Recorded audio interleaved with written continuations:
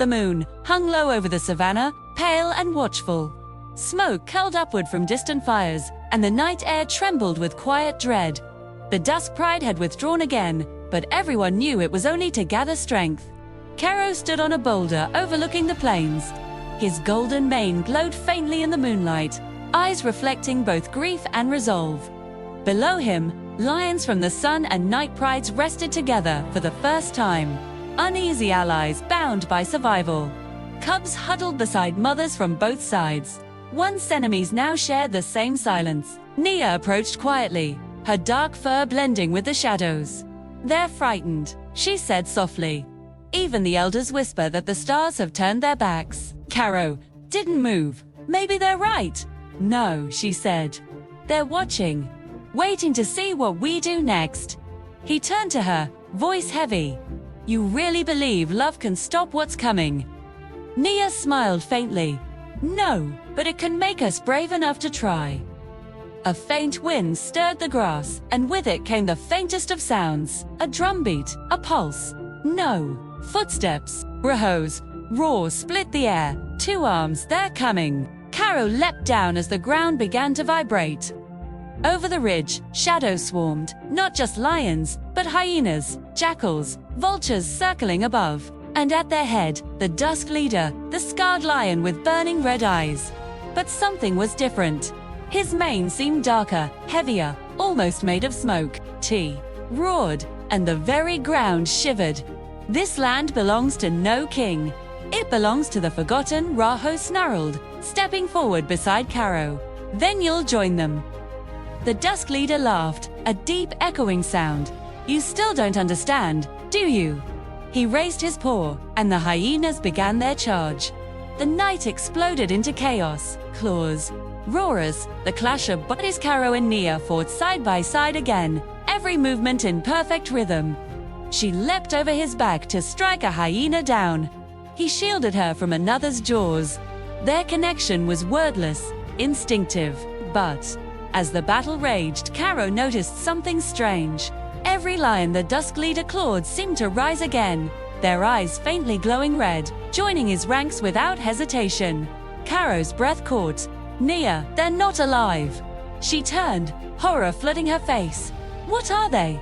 Raho roared over the din. "He's cursed them. Stay away from him." Karo charged through the fray, cutting a path toward the leader. Dust and blood blurred the world. Finally, he faced him atop the ridge, the moon burning silver behind them. "Who are you?" Karo demanded. "What are you doing to them?" The leader tilted his head, eyes cold and calm. "I was king once, long before your fathers learned to roar. The land betrayed me. The prides turned against me. Now, I take back what was mine." "You're lying," Karo snarled. The dark lion smiled faintly. "Am I?" asked the stars. They remember the name Zera's son. Karo froze. "Zero, Jess," the leader whispered. "Your pride killed her. My mother.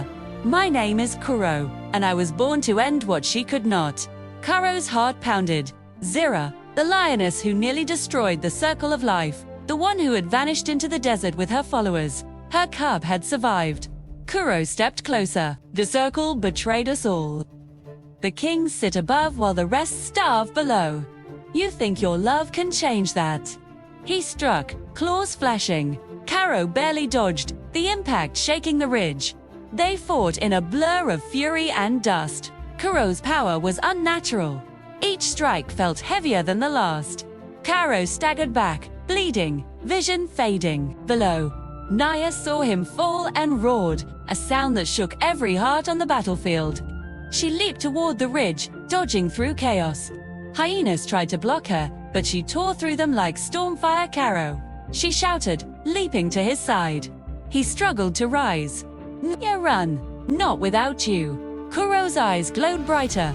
"How touching! She would die for you." "Then let her." He lunged, but something stopped him mid-air. A shockwave of light burst between them. The clouds parted. From above, the faint shimmer of ancestral spirits flickered, lions made of starlight, circling the battlefield. Everyone froze. Even the dusk pride faltered. An ancient voice echoed across the plains.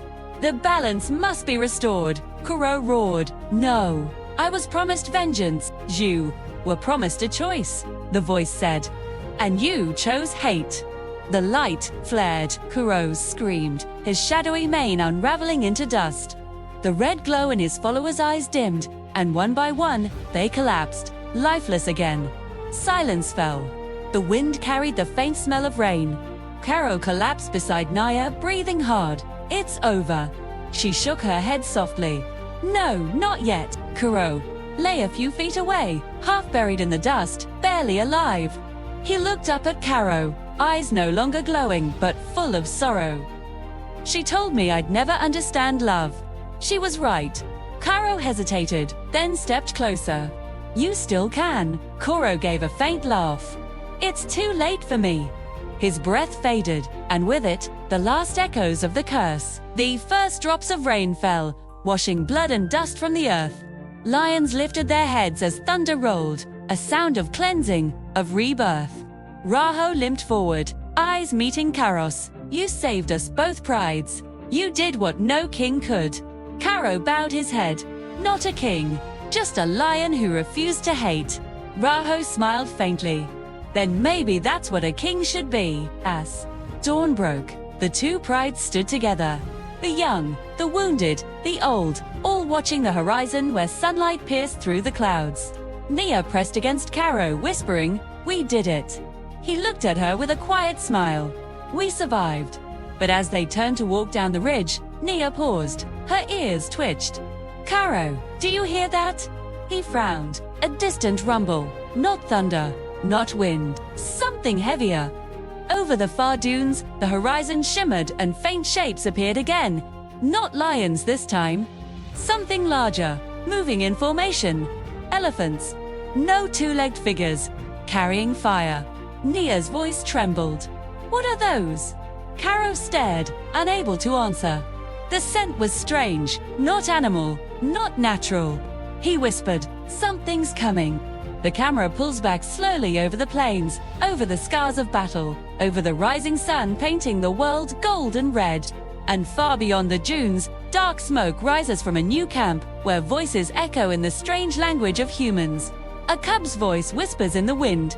Will the circle hold? To be continued.